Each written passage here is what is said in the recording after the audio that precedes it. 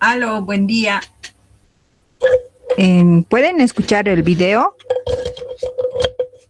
Buenos días, doctora, sí se escucha. Ah, ya, gracias.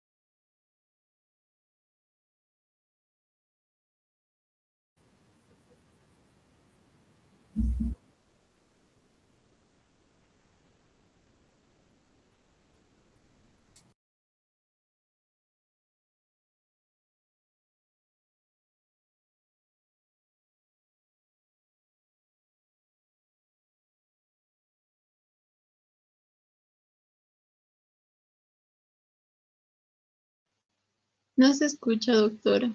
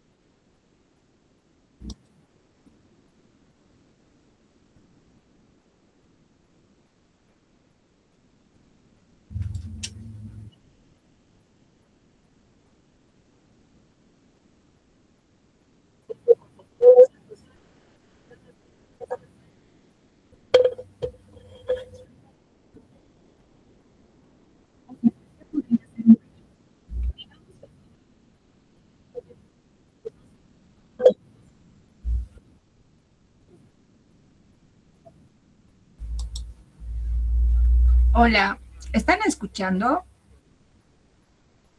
Doctora, No, doctora, no se escucha.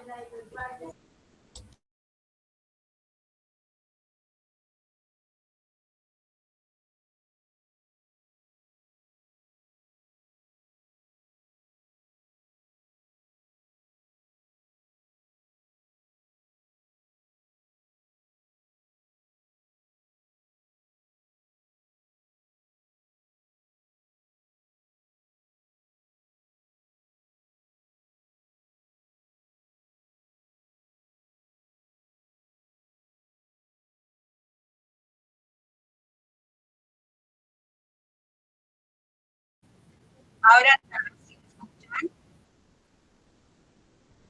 no, doctora.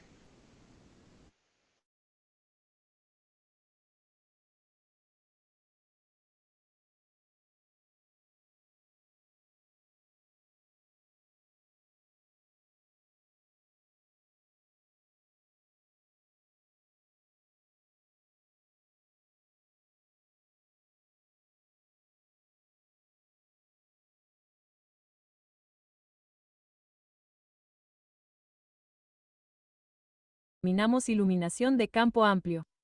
Llamamos a este método de iluminación de la muestra campo amplio.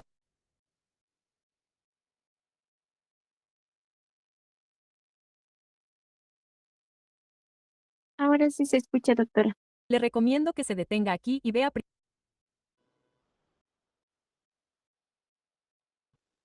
El principio confocal es más fácil de entender si se comprende la función de dispersión de puntos. Por lo tanto, si no está familiarizado con este concepto, le recomiendo que se detenga aquí y vea primero el microcurso sobre la función de dispersión de puntos. El principio confocal se utiliza en el diseño de microscopios confocales y el propósito de un microscopio confocal es reducir la acumulación de fluorescencia fuera de foco.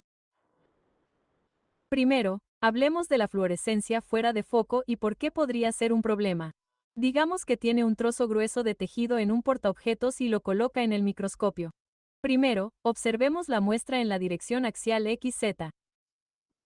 La muestra está llena de objetos que se han etiquetado con fluororaor y está utilizando un microscopio de epifluorescencia estándar con el objetivo debajo de la muestra.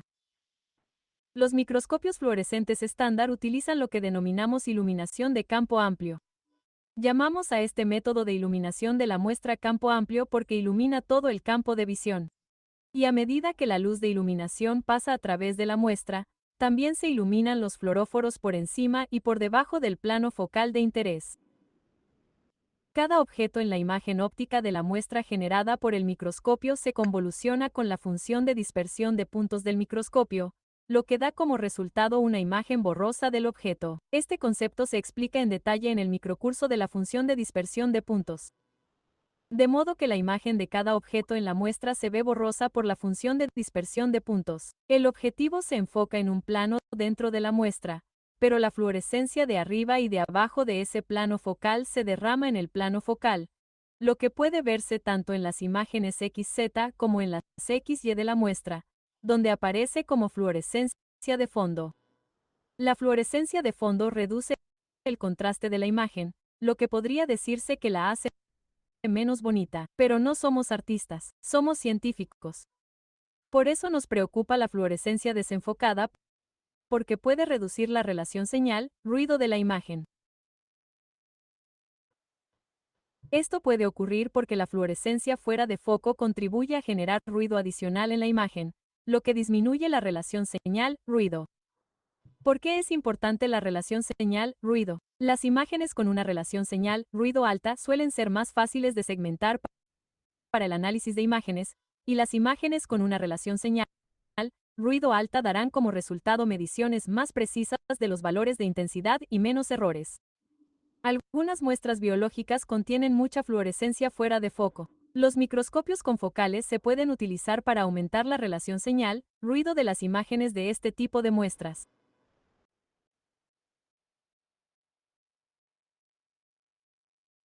Pero, ¿un microscopio confocal siempre mejora la relación señal-ruido de la imagen? Me temo que no es tan sencillo. La principal ventaja del microscopio confocal es la reducción de la fluorescencia fuera de foco. Si las imágenes no se degradan por la fluorescencia fuera de foco porque no hay flora fuera del plano focal o la muestra es delgada, no se apreciará esa ventaja. Y la desafortunada realidad es que cada modalidad de imagen tiene ventajas y desventajas. Por lo tanto, si no se obtienen las ventajas, solo se obtienen las desventajas. Las ventajas y desventajas de la focalización común se tratarán en otro curso micro. Por ahora, volvamos a pensar en el principio de focalización común. Marvin Minsky desarrolló el principio de focalización común como becario junior en Harvard, solo un par de años después de completar su doctorado en Princeton. Presentó una patente para el principio de focalización común y su implementación en un microscopio confocal simple en 1957. El principio de focalización común todavía se utiliza en los microscopios confocales modernos. El principio de focalización común describe cómo se reduce la fluorescencia desenfocada en las imágenes utilizando dos características: iluminación enfocada y un orificio estenopeico en un plano de imagen. Trabajemos en los detalles del principio de focalización común comenzando con la primera característica, la iluminación enfocada. Como describí anteriormente, con la iluminación de campo amplio se ilumina todo el campo de visión. La iluminación enfocada significa que la luz de iluminación se enfoca en un pequeño punto en el plano focal de la lente del objetivo, que nuevamente es el plano en el que se enfoca el microscopio. Señalaré aquí que el principio confocal que describo en este microcurso no explica por sí solo cómo se recopila una imagen de todo el campo de visión. El principio confocal se utiliza tanto en microscopios confocales de barrido de un solo punto como de varios puntos, que adquieren imágenes de todo el campo de visión de diferentes maneras. Cómo estos instrumentos utilizan el principio confocal son temas para otro microcurso. Observemos un diagrama de un microscopio confocal simplificado para ver cómo se puede lograr una iluminación enfocada. Primero, observemos solo la luz de iluminación. En los microscopios confocales, los láseres se utilizan con mayor frecuencia como fuente de fotones para iluminar la muestra. La luz procedente del láser pasa a través de una lente columnar que forma un haz de luz en el que todas las ondas de luz viajan en la misma dirección. La luz se refleja mediante un espejo dicroico en la lente del objetivo, que enfoca el haz de luz columnar en una fuente puntual en el plano focal. Si desea obtener más información sobre cómo se pueden utilizar las lentes para formar haces columnares o para enfocar la luz, consulte el microcurso Alineación del microscopio para una calidad de imagen óptima. Entonces, la luz se enfoca en un punto. Quizás te preguntes cuál es el tamaño del punto de iluminación. La lente del objetivo enfoca la luz láser en columna en una fuente puntual que está sujeta a la función de dispersión de puntos. Por lo tanto, el tamaño esperado del punto de iluminación de la luz se puede calcular utilizando la ecuación de resolución que describo en el microcurso de la función de dispersión de puntos. La ecuación de resolución nos da el radio esperado de la fuente puntual, que es igual a una constante de 0.61 asterisco. La longitud de onda de la luz dividida por la apertura numérica de la lente del objetivo. Podemos duplicar este número para obtener el diámetro de la fuente puntual. Por lo tanto, la iluminación enfocada restringe la excitación de los fluoróforos a una pequeña porción del campo de visión, pero la luz que viaja a través de la muestra tanto por encima como por debajo del plano focal excita los fluoróforos que generan fluorescencia desenfocada. Esto se soluciona mediante la segunda característica del principio de focalización de puntos, un agujero estenopeico en un plano de imagen. Volvamos a nuestro diagrama simple de una focal de puntos y observemos ahora la luz emitida por el fluoróforo en nuestra muestra, la trayectoria de la luz de emisión. La imagen de la muestra se enfoca en un plano dentro del microscopio que llamamos plano de imagen. El orificio se encuentra en el plano de imagen dentro del microscopio. La fluorescencia admitida por los objetos de nuestra muestra que se encuentran en el plano focal de la lente del objetivo es recogida por la lente del objetivo, pasa a través del espejo dicroico y es enfocada por la lente del tubo en el plano de imagen. El orificio se coloca de forma que la imagen enfocada pueda pasar a través del orificio y llegar al detector que recoge los fotones de luz de emisión y se utiliza para generar una imagen digital de la muestra. Cualquier objeto fuera del plano focal del objetivo que sea excitado por el láser también emite fotones que son recogidos por la lente del objetivo. Las imágenes de estos objetos se enfocan fuera del plano de imagen de forma que la imagen está desenfocada cuando alcanza el orificio. Por lo tanto, el orificio bloquea la mayor parte de la luz emitida por los objetos desenfocados, evitando que esta luz llegue al detector. Quiero decir, ¿qué tan inteligente es eso? Ya sea que los objetos de la muestra se encuentren por encima o por debajo del plano focal, el orificio bloquea la mayor parte de la fluorescencia desenfocada. Pero tenga en cuenta que el orificio estenopeico no puede bloquearlo todo. Por lo tanto, es incorrecto decir que los microscopios focales eliminan la fluorescencia desenfocada, pero pueden reducirla en gran medida. En resumen, los objetos que se encuentran fuera del plano focal del objetivo se iluminan y emiten luz, pero se enfocan fuera del plano de la imagen. Por lo tanto, el orificio estenopeico impide que la mayor parte de la fluorescencia desenfocada llegue al detector. Mientras tanto, las imágenes de los objetos que se encuentran dentro del plano focal del objetivo pasan a través del orificio estenopeico hasta el detector. Ahora, observemos más de cerca el orificio estenopeico, específicamente cómo el tamaño del orificio estenopeico afecta la calidad de la imagen. Cuando el tamaño del orificio estenopeico coincide con el tamaño de la imagen enfocada en el plano de la imagen, el orificio estenopeico bloquea la máxima cantidad de fluorescencia desenfocada. A medida que aumenta el diámetro del orificio estenopeico, puede pasar más luz desenfocada y, por lo tanto, el tamaño del orificio estenopeico es un parámetro importante en el rendimiento del microscopio focal. Si la prioridad es bloquear la fluorescencia desenfocada, el orificio estenopeico debe ajustarse de manera que coincida con el tamaño de la imagen que llega al orificio estenopeico. La iluminación de la muestra con una fuente puntual produce una imagen de una fuente puntual de fluorescencia. Cuando obtenemos imágenes de una fuente puntual con una lente objetivo, la imagen de la fuente puntual está sujeta a la función de dispersión puntual.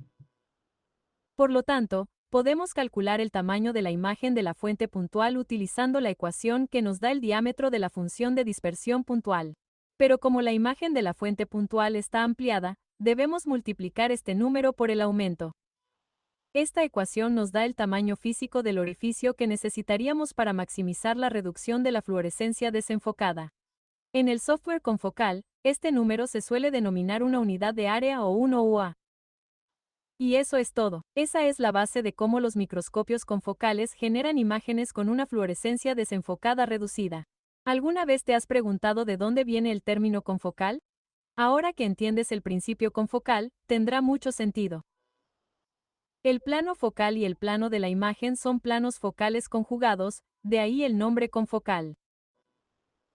Espero que te haya resultado útil, y ahora que entiendes lo importante que es el tamaño de los agujeros para la calidad de la imagen, espero que recuerdes informar siempre el tamaño de los agujeros en unidades de área o en micrones en tu sección de métodos.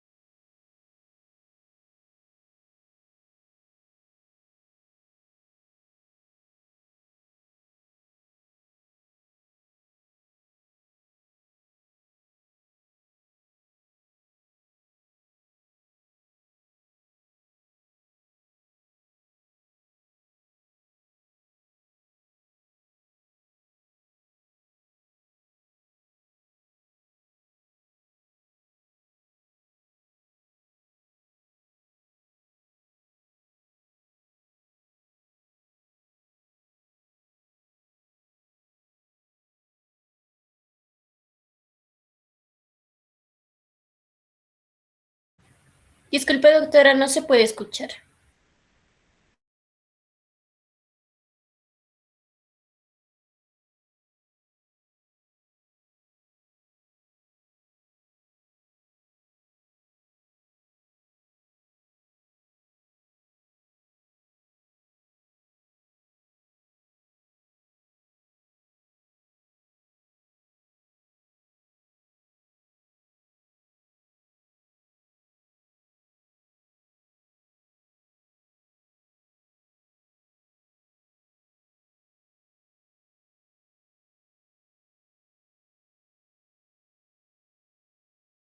Y algunos conceptos básicos de química básica. Hablemos de la microscopía confocal.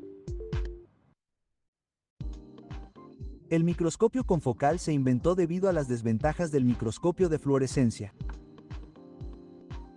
Entonces, ¿cuáles son las desventajas del microscopio de fluorescencia? En la microscopía de fluorescencia, utiliza una luz ultravioleta de alta intensidad. Como las muestras están expuestas continuamente a una luz ultravioleta de alta intensidad, se produce un fotoblanqueo.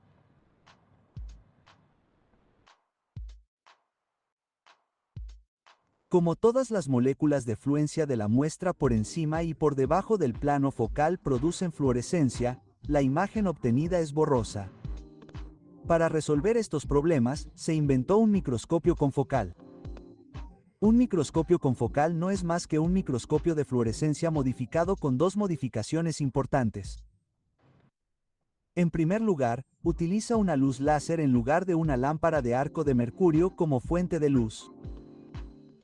Y en segundo lugar, las imágenes se toman con una cámara digital con un orificio. ¿Cuál es la función del orificio? El orificio permite que la luz de un solo plano focal se enfoque en la cámara digital. Los rayos de luz que vienen de arriba y de abajo del plano focal se cancelan.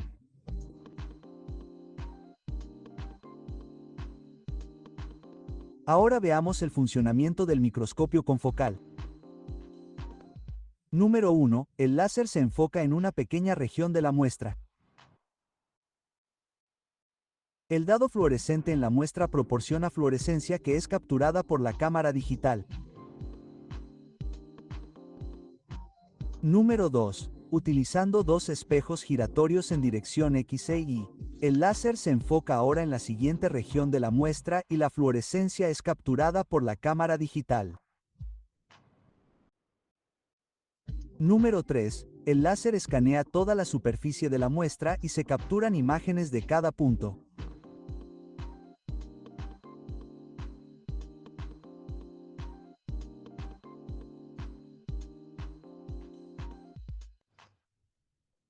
Y finalmente, número 4, un software combina todas estas imágenes en una imagen nítida porque el láser escanea a lo largo de la superficie de la muestra. El microscopio confocal también se conoce como microscopio confocal de escaneo láser. El microscopio confocal también se utiliza para la generación de imágenes en 3D porque el orificio permite que la luz provenga de un solo plano focal. Las imágenes de diferentes planos focales se pueden tomar y compilar en una imagen en 3D utilizando un software.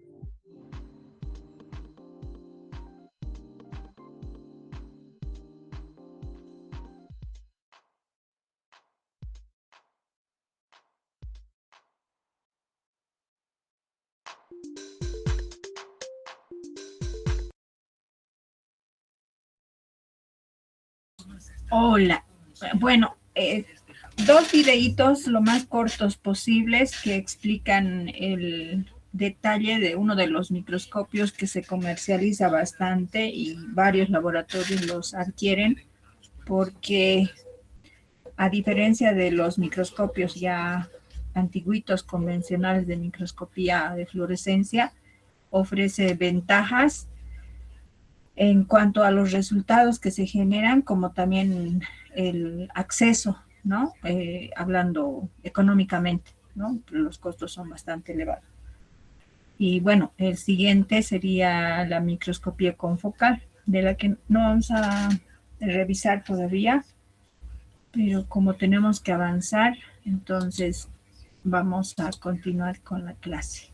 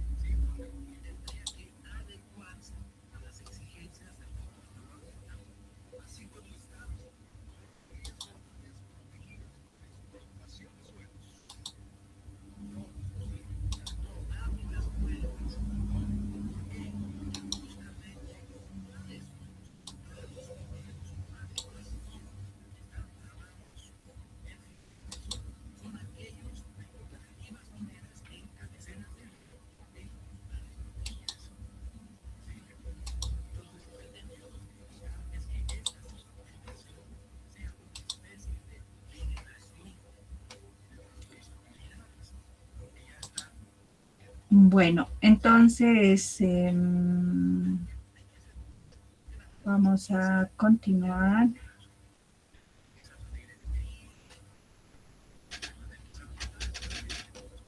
Otra de las aplicaciones que corresponde al mundo de la luminiscencia es aquella técnica analítica que nos sirve para estudiar a las células, ¿ya?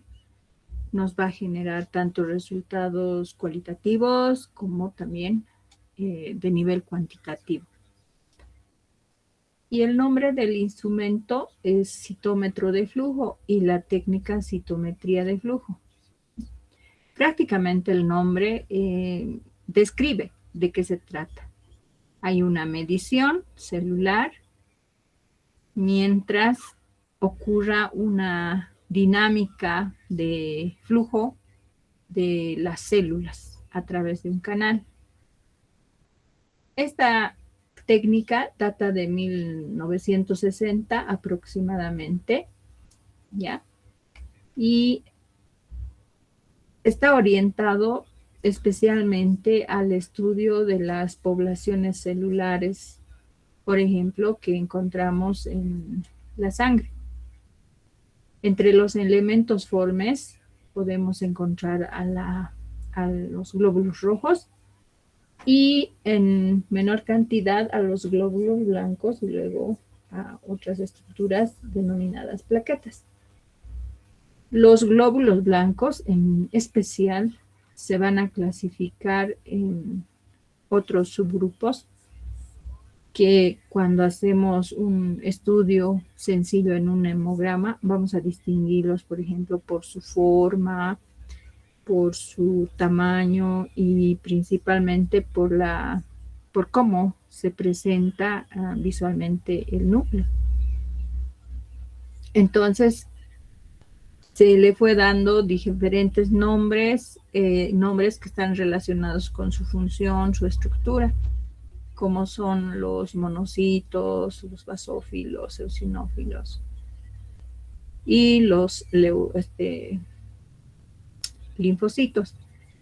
Ahora, dentro del grupo de los linfocitos hay otra clasificación de acuerdo a la estructura o marcadores que posee a nivel de por ejemplo, de la membrana celular. Entonces, se abre un abanico de posibilidades en el que podemos lograr distinguir justamente esos subgrupos y una forma de lograr ese propósito es utilizando la citometría de flujo.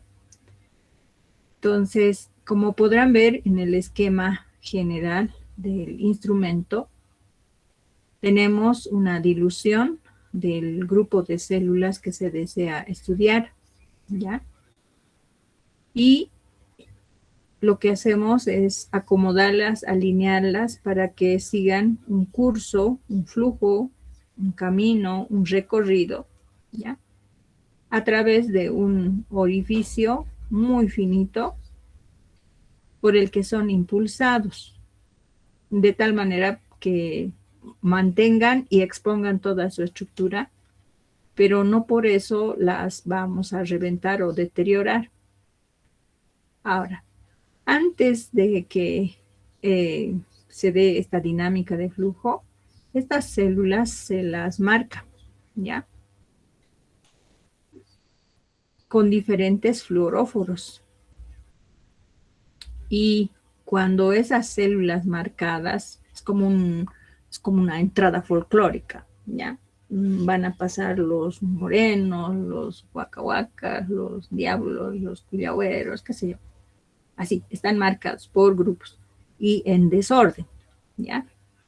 Ahora, lo que hacemos es que mientras atraviesan este sector, aprovechamos de emitir radiación láser y esperar que esta radiación de alta velocidad alcance a la célula. Al alcanzarla, el fluoróforo que ha servido para marcar inmediatamente reaccione y emita radiación. La radiación que se emite por los marcadores que se han utilizado, debido a los fluoróforos que se han utilizado para marcarlas, emiten radiación y esta radiación se recoge en un juego de detectores, ¿ya? Estos detectores van a medir la luz dispersada, la luz de emisión, que posteriormente es analizado de acuerdo al juego de señales que se consiga. y utilizando obviamente un software vamos a realizar el tratamiento de datos de este juego de señales. ¿Ya? A medida que continúa estas células el recorrido, va a ser muy importante el medio, las condiciones en las que se encuentra para poder recopilar probablemente señales adicionales o separarlas. ¿Ya? Miren, una función más. Separarlas de acuerdo a su característica físico-química, atendiendo al medio que se ha utilizado para disponerlas de ese modo. Y en este caso, por ejemplo, de acuerdo a la carga, al nivel de ionización que encontremos, sin destrozar la célula, las separamos respectivamente de acuerdo a su carga neta. Entonces, al final podemos hacer un análisis por separado de cada uno de estos grupos y complementar con más información a nuestro estudio. O finalmente, esta separación de estas células separadas continuarán otras pruebas analíticas adicionales. En este ejemplo, se está utilizando un grupo de células germinales. En este caso son espermatozoides, ¿ya? Del semen, puede ser humano o animal. Y lo que hacemos es separarlas, aquellas que van a llevar una carga Y, X, ¿ya? Respectivamente. O algunos grupos que definitivamente no se clasifiquen. De algún modo ha sido una estrategia para trabajar el zigzag, ¿ya? Bueno, en eso consiste el funcionamiento del citómetro de flujo. Lo mismo harán lo mismo similar tratamiento se realizará para los glóbulos blancos, ¿no? Si se trata de la sangre.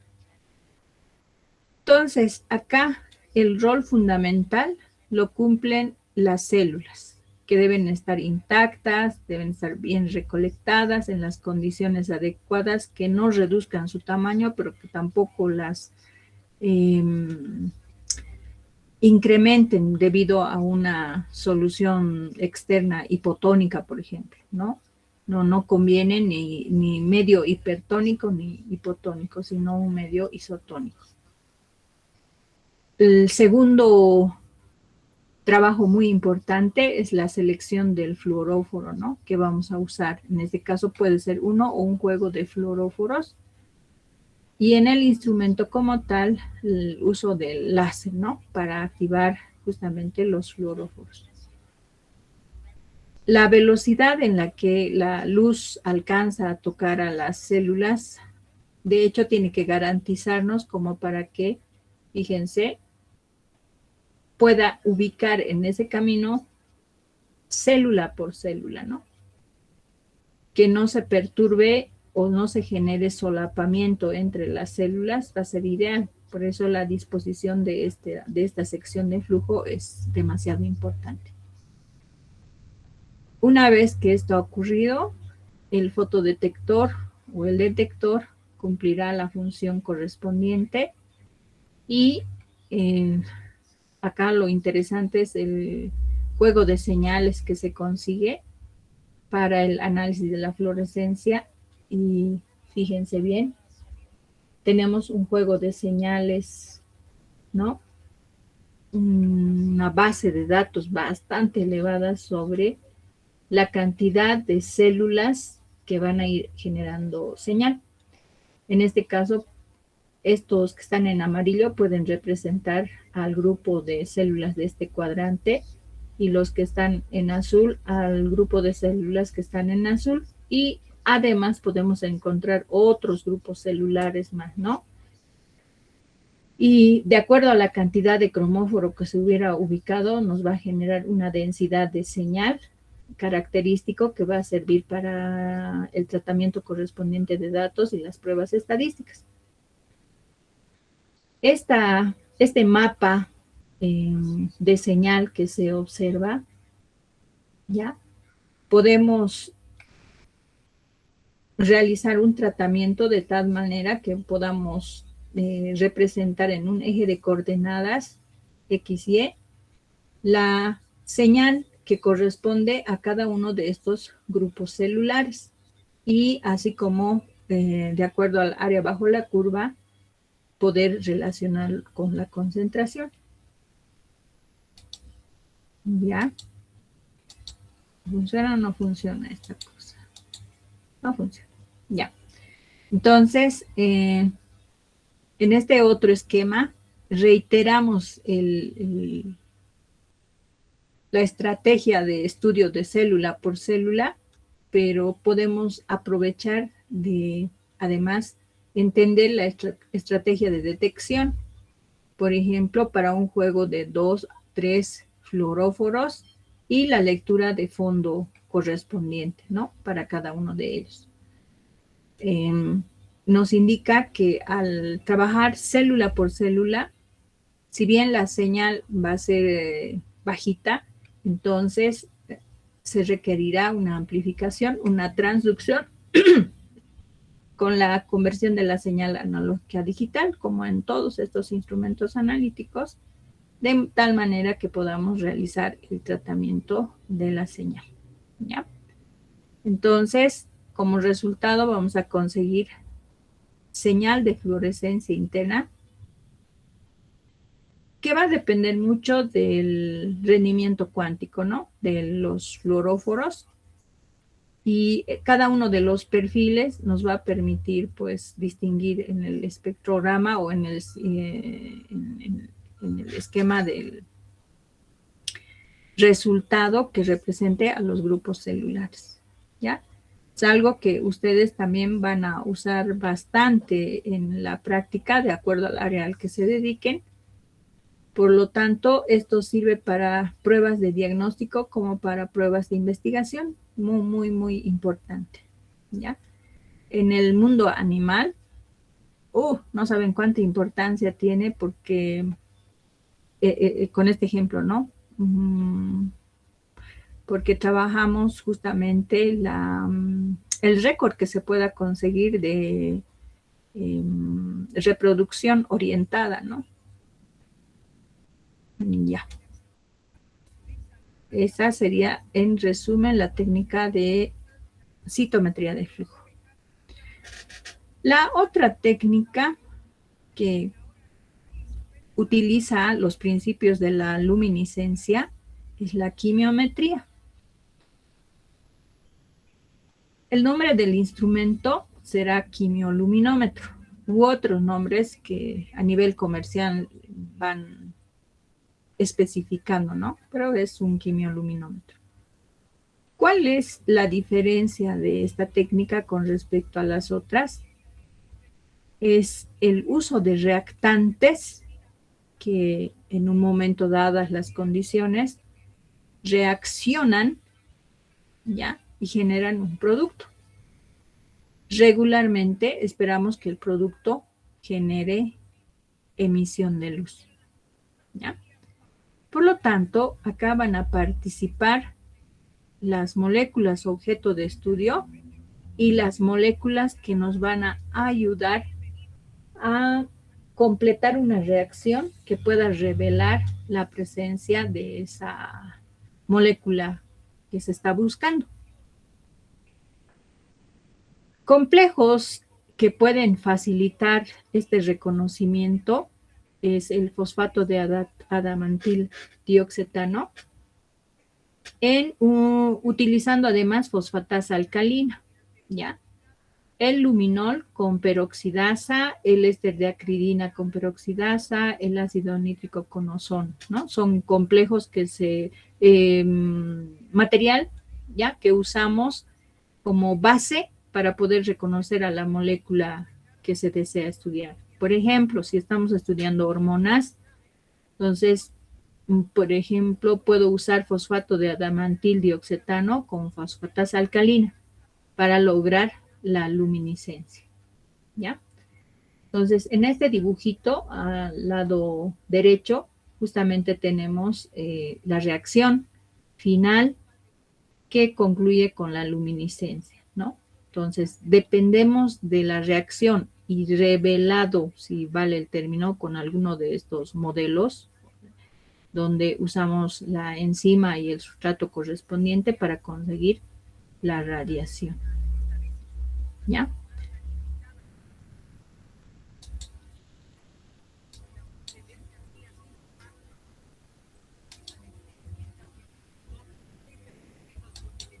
Va, ya. Me están fallando mis pantallas, no sé qué ha pasado. Bueno, en este ejemplo, en la pantalla tenemos una estructura química tradicionalmente utilizada como es el luminol. En medio reductor, representado por el agua oxigenada, por ejemplo, ya generamos una reacción tal que el 3-aminoftalato el 3-aminoftalato, ya, que genera una transición electrónica en modo singulete, ya, va a generar emisión de radiación, ¿no? Esta técnica de luminiscencia va a generar residuos químicos producto de la reacción final, ¿ya? Porque ¿qué haces con lo que va a sobrar? Esos serían los residuos. Por otro lado, al ser reacciones que detectan pequeñas cantidades del analito que se busca, son bastante inestables si se las aleja de las condiciones de operación especificadas. Por lo tanto, como que para el mundo ya del diagnóstico de rutina, se generan modelos específicos establecidos para una prueba o al menos unas 5 pruebas, ¿ya? Hay individuales y para una cantidad limitada de pruebas. Una vez que se inicia el uso de estos reactivos, prácticamente los tienes que concluir en el día, lo que significa que programas cuántas pruebas es posible realizar y ya. ¿Por qué? Porque justamente se caracteriza porque son inestables. ¿Ya? Alguien ha puesto su carita feliz. Ya.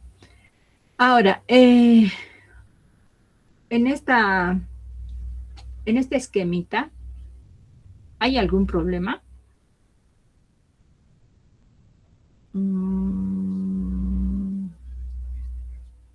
No sé si habrá algún problema, pero bueno, en este esquema, algo interesante. Hola. Ya, se escucha. Es el siguiente, ¿no? La aplicación de estas pruebas en el mundo de la inmunología, que es una especialidad, ¿ya?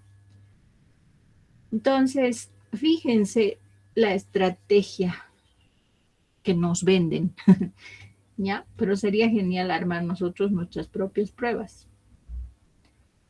Esta es una partícula, la que está en azul, magnética, inerte, cuya superficie se utiliza para fijar un juego de anticuerpos de las mismas características.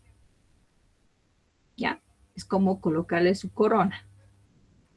¿Qué son los anticuerpos? Proteínas. Entonces, unes esta proteína a la esfera magnética. ¿Cuál va a ser la función? Capturar el analito que buscas. Puede ser vitaminas, hormonas, no sé, pues moléculas que están en muy pequeñas cantidades. Acto seguido, enfrentas este complejo magneto-proteína, que sería tu como la trampa que va a atrapar el analito que quieres detectar.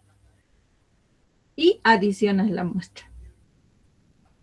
Dentro de la muestra o en la muestra está el analito de interés. Y por su afinidad se une el anticuerpo al antígeno o el analito de interés, que en este caso está marcado en rojo. ¿Ya? Lo atrapa. No por fuerzas magnéticas, sino por fuerzas químicas donde mostramos afinidad a nivel de esta sección de las proteínas del anticuerpo en relación también a la estructura que presenta el antígeno. Digo, sí, el antígeno, el analito de interés. Paso 3, ¿qué hacemos? Como ya hemos atrapado el antígeno en la muestra del paciente, ¿ya? O el analito buscado, adicionamos otro reactivo, ¿ya? Que es un anticuerpo anti-analito específico, pero que está marcado, ¿ya? Son estas colitas en rosado.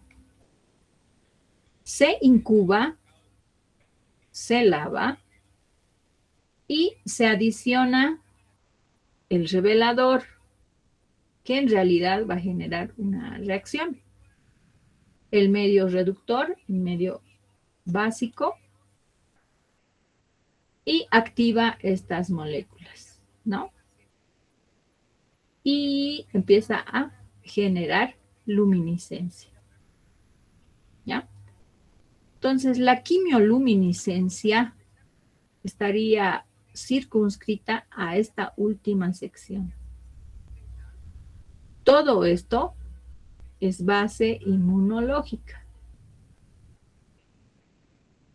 base del diagnóstico inmunológico, pero la parte final de revelado es propiamente la base que sustenta la quimioluminiscencia, que en la parte inferior nos estaría mostrando, ¿no? Justamente al marcador quimioluminiscente, en este caso derivado de la acridina, en el medio que señalamos, provoca la excitación de esta molécula a tal grado que empieza a emitir luz. Momento en el que aprovechamos para medir la intensidad de radiación. ¿Dónde se colocan estos materiales? Pueden estar listos para uso, ¿ya? En microtubos, en microplacas, de tal manera que puedan realizar la prueba. Alguien se preguntará, ¿para qué usamos estas esferitas magnéticas? Cuando adicionamos el suero, hay ruido de fondo, ¿no? Otras moléculas inorgánicas, orgánicas, macromoléculas como los lípidos, otras proteínas como les decía, hidratos de carbono. Es un complejo que está en la muestra. Porque, por ejemplo, podemos usar plasma, ¿verdad? Y la manera de retener este complejo que nos interesa es usar de manera indirecta, detrás del tubo, detrás de la microplaca, un magneto. Y el magneto atrapa la esferita. Entonces tú puedes agregar tampones para lavar y deshacerte de todo el resto. Y solo queda atrapado en la base del magneto estas esferitas. De esa manera, la lectura final solo va a representar la luz que emite el complejo que se ha formado o la reacción final producto del complejo que se ha formado. Bonita esa estrategia que nos sirve para trabajar. A ver, vamos a tratar de ver y así. Ya. Vamos a...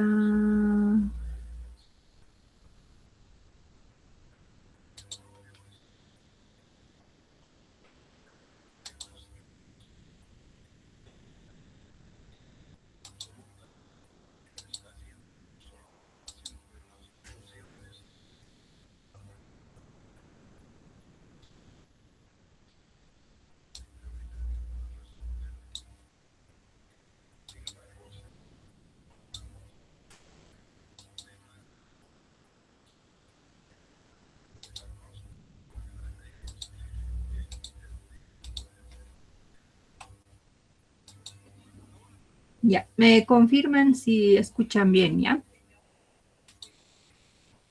Ya, ahora sí.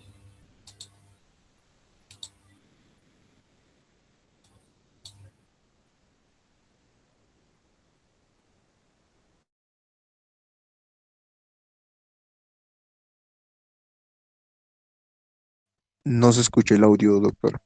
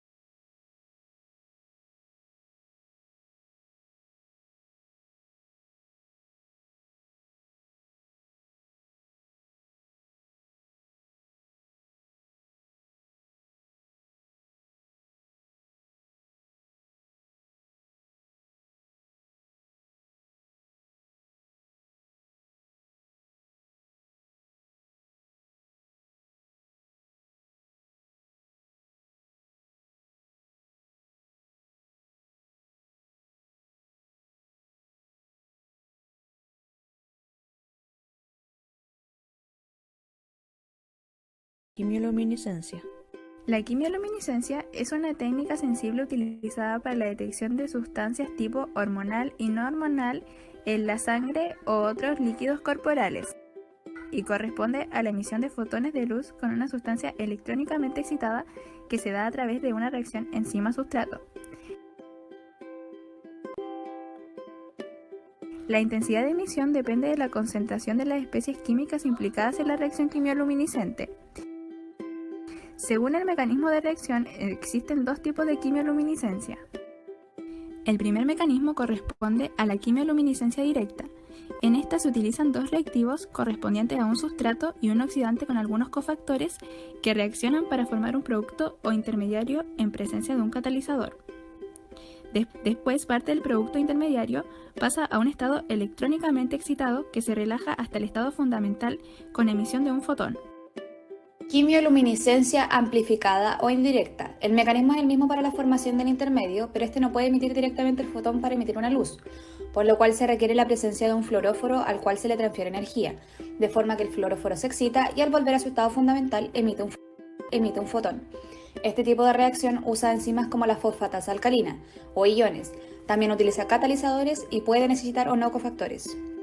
El nombre del equipo es CL1200i. Es un sistema automático de fácil uso que ofrece un amplio espectro de pruebas hormonales, con un rendimiento de hasta 180 test por hora. Posee una gran capacidad de 25 reactivos y 60 muestras a pesar de su pequeño tamaño, y soporta el rellenado continuo de muestras y reactivos durante la prueba. Dentro de sus ventajas se incluye que corresponde a uno de los analizadores quimioluminescentes más rápidos. Posee un brazo movible y pantalla táctil para un fácil manejo, y tiene la capacidad de carga y descarga continua de muestras. Las partes del equipo son una unidad de análisis compuesta por el sistema de manipulación de muestras, sistema de manipulación de reactivos, sistema de muestreo, sistema de sustrato, sistema de reacción de medición óptica, sistema de dispersión, sistema de transporte y carga de cubetas, sistema de mezclado del líquido de reacción, sistema de código de barras de muestra y sistema de código de barras del reactivo. Una unidad de operaciones compuesta por un ordenador, un visualizador, un lector de código de barras y el software operativo. Y una unidad de salida incluye una impresora para publicar los resultados de los tests y otros datos. Con respecto al fundamento del equipo, el equipo mide la emisión de ondas luminosas generadas en la reacción y ya que la intensidad de emisión es proporcional a la concentración de las especies químicas dentro de la reacción, las medidas de la intensidad de emisión pueden emplearse con fines analíticos. El luminómetro detecta la luz emitida por el compuesto quimioluminiscente que se realiza mediante un fotomultiplicador que está en contacto con la muestra. Si la señal es digital, cada fotón se transforma en un campo eléctrico. La emisión de la luz se produce del momento en que se pone en contacto la muestra y el reactivo y su intensidad depende de la concentración de los reactivos. La cantidad de luz emitida se convierte en valores que representan la concentración de los analitos presentes en las muestras probadas. Fundamento de las reacciones realizadas en el equipo. Utiliza la quimioluminiscencia indirecta, que se basa en la transferencia de energía de la especie excitada a un fluoróforo. Contiene una especie de procesos tales como una reacción química inicial que proporciona el intermedio o producto, la conversión del exceso de energía química en excitación electrónica de este intermedio, la transferencia de energía en el caso de la quimioluminiscencia indirecta y finalmente la emisión de luz por parte de las especies excitadas. El rendimiento cuántico de una reacción quimioluminiscente dependerá de los rendimientos de los 4 pasos nombrados anteriormente. Este equipo en específico utiliza como sustrato AMPPD, una molécula compuesta por un grupo dioxetano al cual está unido un grupo espirodamantil y un grupo metoxilefenilo, que a su vez se une a un fosfato. Esta molécula es quimioluminiscente y la reacción es catalizada por la enzima fosfatasa alcalina. Luego de la división del grupo fosfato por la fosfatasa alcalina, se forma el anión AMPD. Luego el dioxetano se fragmenta formando un intermediario que será el que se emitirá a luz de 470 nanómetros. Utilidad clínica y ejemplos de su utilización. La quimioluminiscencia permite el análisis de sustancias presentes en baja concentración en diferentes muestras biológicas y es común su uso en la determinación de enzimas, en la valoración de nitrógeno para determinar la función renal y para la valoración del calcio intracelular. Los laboratorios de investigación que han desarrollado estos ensayos de quimioluminiscencia han demostrado diversas ventajas, donde se encuentra la precisión, la baja reactividad cruzada, gran especificidad y sensibilidad analítica, no se usa reactividad, no se genera riesgo contaminante ni ruido de fondo durante el análisis de una muestra, los resultados son rápidos y los equipos automatizados son de fácil manejo.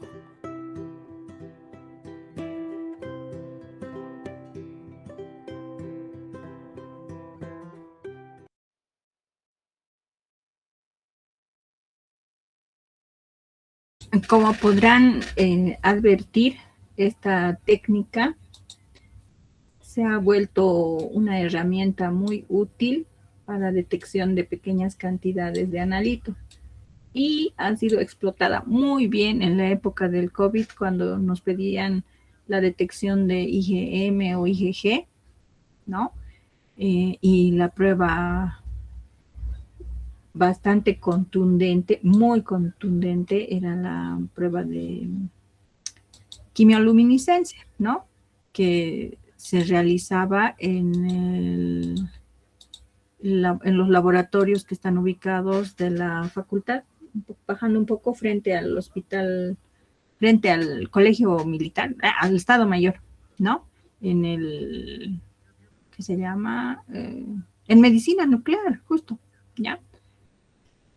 Y tienen unos equipos, a ver si vamos en septiembre, modernos al respecto, ¿no? Súper, súper modernos, que trabajan bajo el principio de la quimioluminiscencia, ¿no? Bueno, entonces, continuando, vamos a ver en pequeño este dibujo, ¿no? Que nos muestra dos instrumentales. En el primer caso es un medidor de respuesta luminiscente, rápido, compacto, ¿ya? En el segundo caso es propiamente un quimioluminómetro, pero que trabaja simultáneamente con varias muestras. En este otro caso vamos a hacerlo 1 por 1 y en este otro caso nos sirve para trabajar lotes de 5, lotes de 10, lotes de 24 muestras y prácticamente no nos metemos mucho, ¿no? Porque sus sistemas de toma de muestra, una vez que colocas el suero, definen la cantidad, el tratamiento, la incubación, y sucesivamente lo que nosotros hacemos es más un control desde el software para definir el resultado final, ¿no? Entonces, en esta imagen, ¿dónde está? Acá, ¿no? En esta imagen podemos advertir, ¿no? Que hay un código de barras como estrategia que sirve para identificar al paciente, y de acuerdo al código de barras, ya que va a ingresar todo un lote de muestras al quimioluminómetro, va a ocurrir la reacción, se va a completar y finalmente, de acuerdo al código de barras, vamos a ir ubicando al paciente correspondiente, ¿ya? Cuán importante otra vez es la parte analógica del instrumento y la transducción al modo digital, más el trabajo de la base de datos, que ya va ayudando bastante en el análisis. Bueno, entonces para concluir vamos a ver un videíto más. Hoy es el día de los videitos, de modo que podamos un poco completar la imaginación al respecto.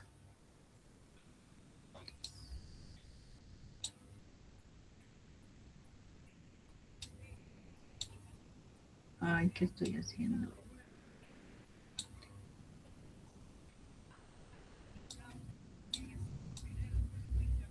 Ya tenemos la imagen.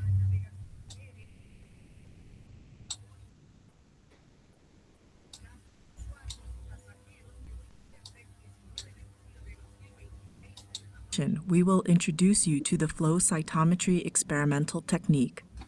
Flow cytometry is used to count and analyze the size, shape, and properties of individual En este caso, cytometry experimental technique. Flow cytometry is used to count and analyze the size, shape, and properties of individual cells within a heterogeneous population of cells. Experimental technique.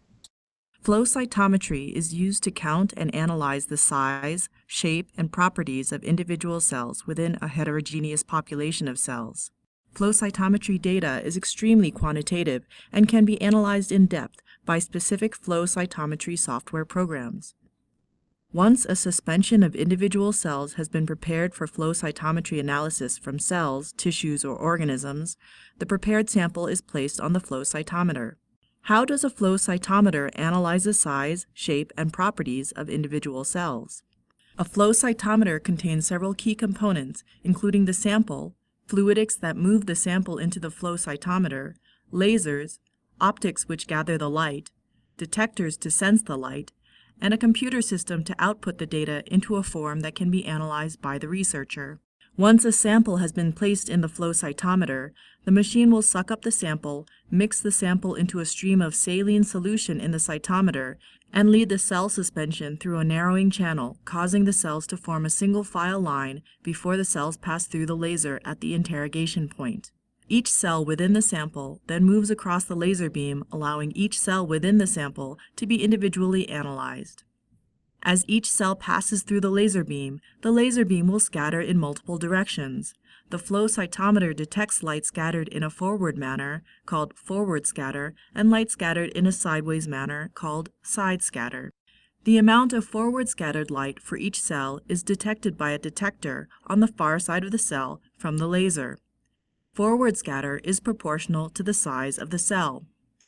The detector converts the scattered light into a voltage pulse, which is directly proportional to the amount of forward scattered light. The computer converts these data into a histogram plot with the amount of forward scattered light on the x-axis and the number of cells on the y-axis. The amount of side scattered light is detected by a detector located perpendicular to the path of the laser beam. Side scatter is proportional to the shape and internal complexity of a cell. Just like with forward scattered light, the flow cytometer converts the detected side-scattered light into a voltage pulse, which is directly proportional to the amount of side-scattered light. By analyzing the forward and side-scatter data together, the researcher can understand a cell's size, shape, and complexity. In addition, the analysis of the forward and side-scatter data can allow the researcher to divide the heterogeneous population of cells into individual populations with varying size, shape, and complexity. This capability of analyzing multiple populations within a sample is the immense strength of the flow cytometry experimental technique. In addition to analyzing a cell's size, shape, and complexity, a flow cytometer can also detect emitted light from excited fluorescent molecules, such as fluorescently labeled antibodies or fluorescent dyes or stains. For the rest of this animation, we will focus on the detection of fluorescent signal by the flow cytometer. For more information about fluorescence, please see the fluorescence animation. The fluorescent molecules, or fluorophores, are excited by the correct wavelength of laser light when the cell passes through the laser beam. After excitation, the light emitted by the fluorophore is directed along a path with emission filters that allow for the detection of multiple different fluorophores emitting light in a cell. A flow cytometer can detect the presence of a fluorophore and also quantify the relative amount of a fluorophore within a cell. A flow cytometer can also be used to detect light emitted from multiple fluorophores in the same sample. While it is common for flow cytometers to detect 2, 3, or 4 colors at the same time, some flow cytometers can even detect up to 18 different colors at the same time. The data can then be presented to the researcher in the form of a histogram or a dot plot. Such data furthers the powers of flow cytometry analysis by enabling the researcher to analyze individual populations of cells within a heterogeneous mix of cells in the sample.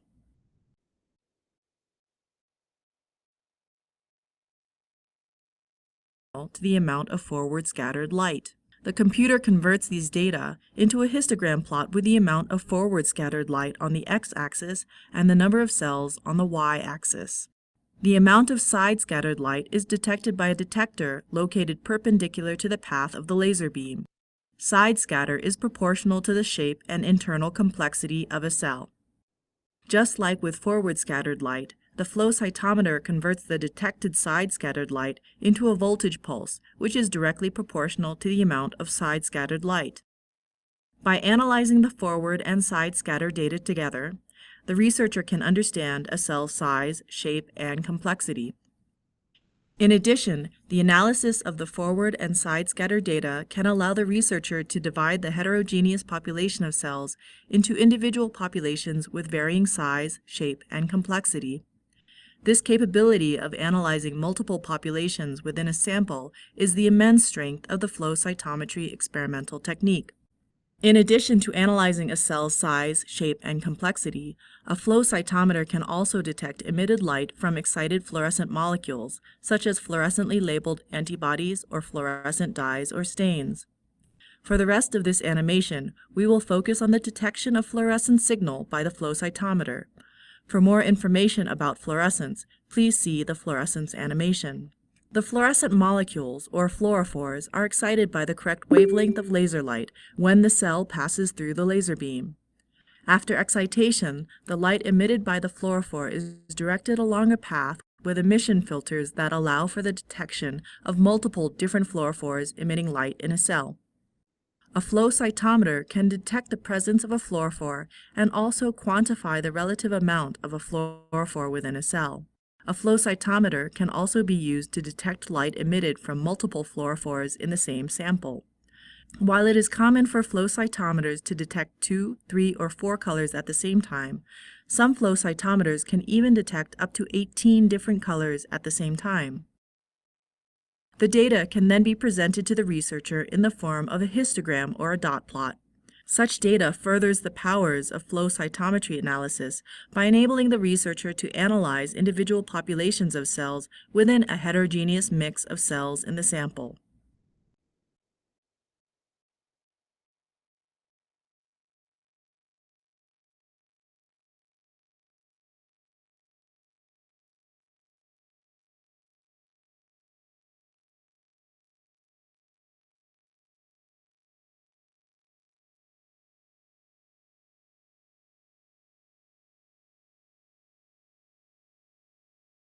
Ahora sí, han podido entender al menos parte de la explicación y dos, especialmente el juego de imagen que les ha podido mostrar cómo funciona la citometría de flujo y cuán dependientes ahora sí somos de generar base de datos, aplicación IA para poder conseguir un diagnóstico certero, ¿no?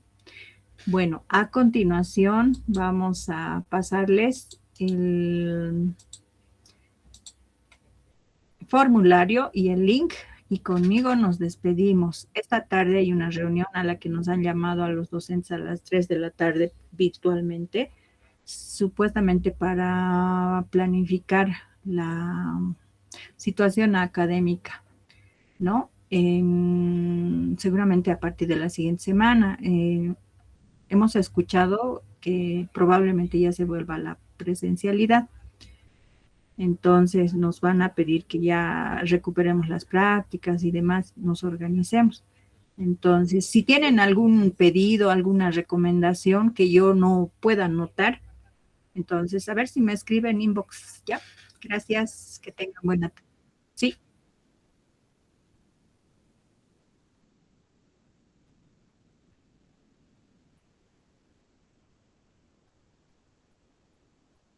No, está bien. Sí, sí, sí. Sí, sí, sí. Ya.